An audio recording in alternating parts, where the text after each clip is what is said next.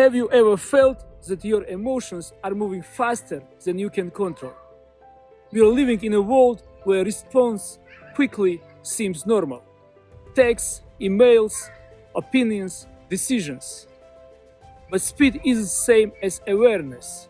Today, we're exploring the difference between emotional presence and emotional speed, and why it matters for your life and relationships. Emotional speed is how quickly emotions arise and how fast we respond.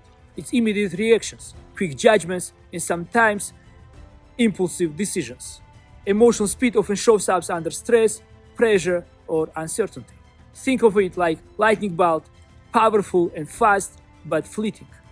Speed is useful in emergencies or creativity, but uncontrolled, it can lead to misunderstandings, conflicts, and impulsive decisions.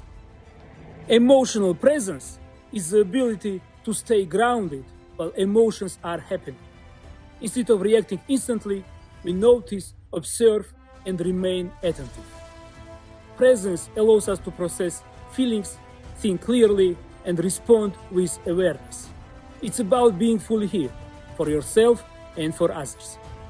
Presence doesn't mean suppressing emotions, it means holding it intentionally. Let's compare the two. Emotional speed moves fast, is reactive and intense. Presence moves slow, is intentional and stabilizing. Speed reacts, presence connects. When we rely only on speed, we may feel out of control. When we embrace presence, we respond rather than react. It's like wind versus gravity. Speed moves, presence holds. The goal isn't to feel less, it's to feel better, with clarity, choice, and depth.